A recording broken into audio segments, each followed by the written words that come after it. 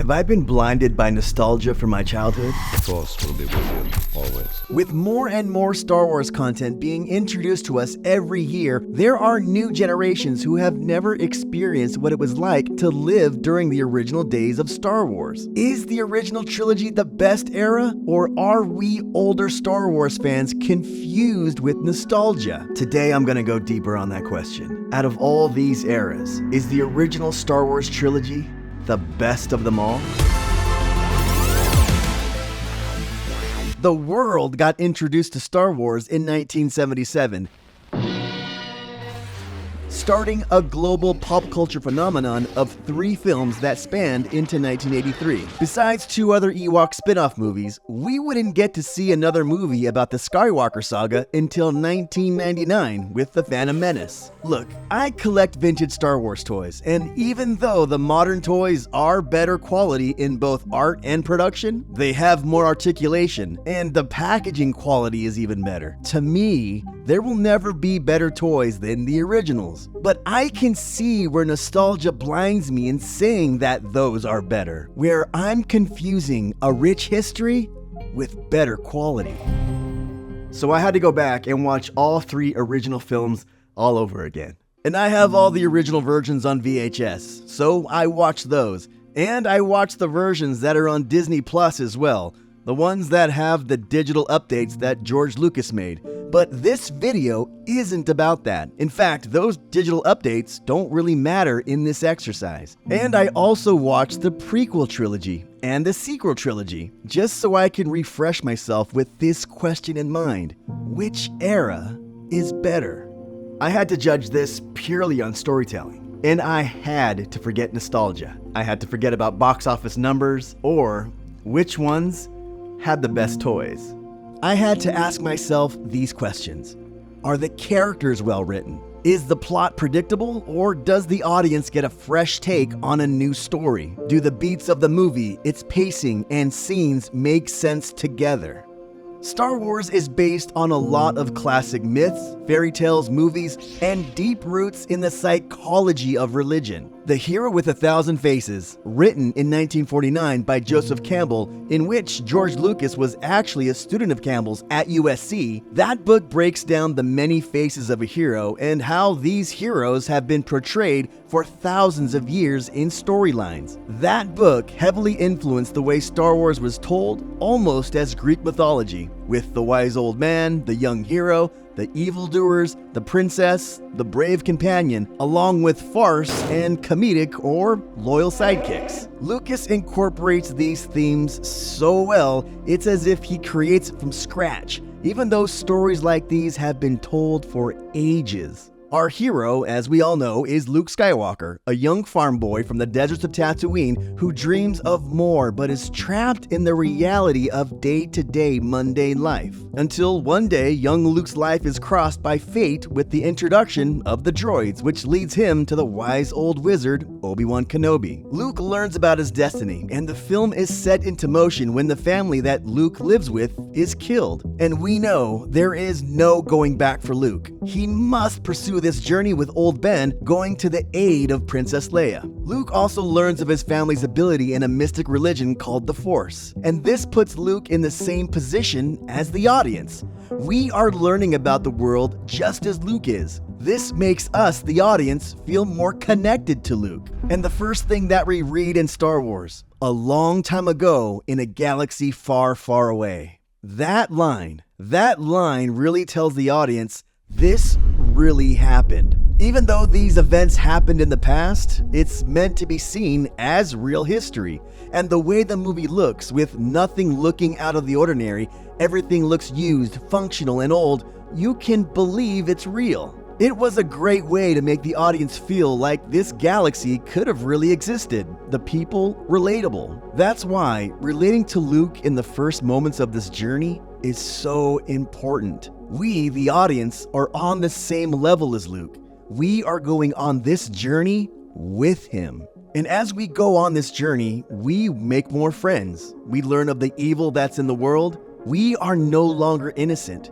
We are forced to face danger, and we have no choice but to move forward and never look back. This movie is an ensemble piece. Every character gives something to the plot and moves the plot along. Characters change and grow, and there's even character sacrifice so that the story and other characters can move along in the plot. And our hero, with the help of his new friends, believes he can change, and at some point, our hero must face his challenge alone and make the ultimate action to save not only his friends, but the bigger galaxy, even though he faces a challenge that seems impossible. In the end, our hero uses his supernatural gifts that he needed to find the confidence within himself to use, and he returns to his new life with his new friends in a new cause as the hero of the galaxy. But of course, if you watch Star Wars, you already know this plot. But when you break down this movie after reading Joseph Campbell's The Hero with a Thousand Faces, it seems like a simple plot. But again, George Lucas made it so fresh with the setting, the relatable characters, the used universe art design, that when this movie came out in 1977, it felt fresh.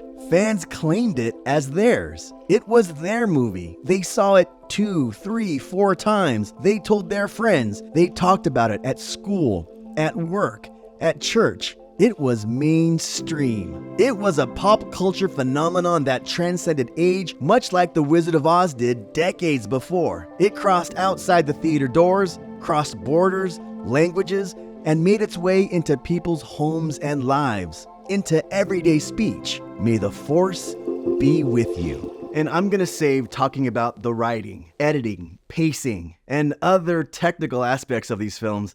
I'm gonna save that for another video. But those items are also important to why this era might be the best. But let's talk about the characters. Subconsciously, these characters appealed to me the same way popular characters have appealed to audiences since the days of the cavemen, to the Greek heroes, and all the way to today in modern film.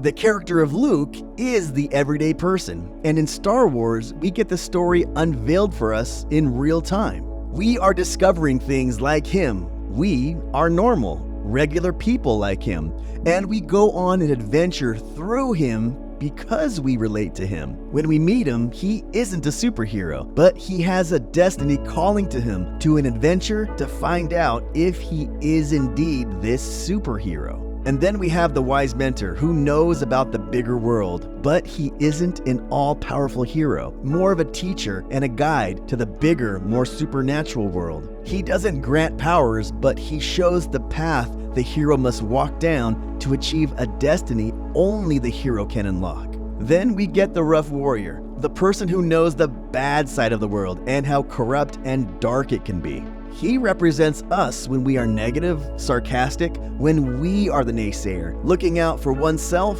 and no one else, and brings us, the audience, back down to reality. But toting this line of good and evil is what makes good characters great characters. It's characters like this that have the most soul-searching to do and often make the hard choices to keep their story and the main storyline more exciting to watch as their character and decisions unfold. Then we have the leader, the monarch, the one who knows the big picture as well as what's going on behind the scenes, the one who has the big idea but doesn't know exactly how to accomplish it. She isn't all-powerful, but she's smart, cares for the people around her, and determined to fight for what's right in the world. This character brings the main idea and the problem to the story and sets the action in motion. Even when she's imprisoned, there are others who are willing to risk their lives for her and her cause. Then we have the almost narrators, the sidekicks, telling us where we are, what's at stake, and who is who in this galaxy. They are both moving along the plot, they're tension breakers, they help the main character solve problems with their technical skills, they add comedy relief, and are companions, not only for the main characters, but for us,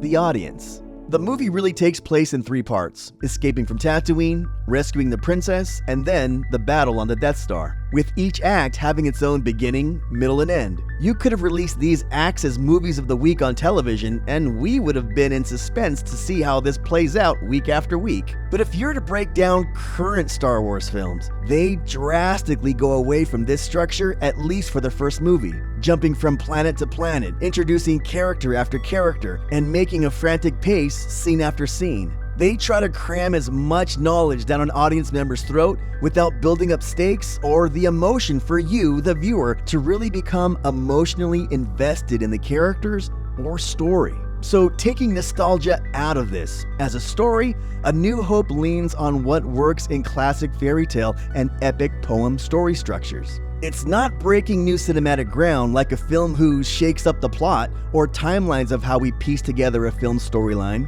It just takes us on a classic tale, but introduces us to a whole new world with characters that we root for and villains that we think are believable, cool, and actually have the upper hand against the heroes. Then there are the special effects, which have held up over time, even when you watch the despecialized versions. And to get to this level of artistry, coming from so many different departments, from script writing, production design, cinematography, acting, sound design, score, editing, effects, and even marketing, it's lightning in a bottle.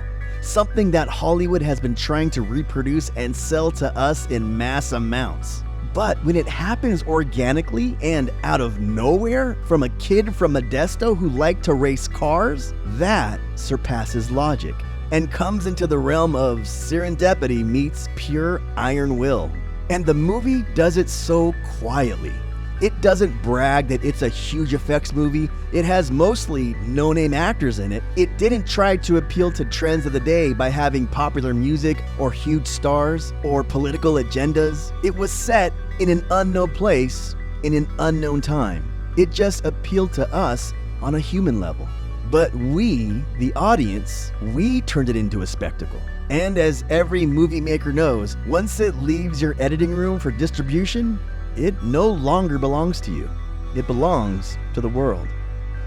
Join me on the next video about The Empire Strikes Back as we go further in this series. To see that video, click on your screen now. As always, my friends, thank you, and I will see you next time.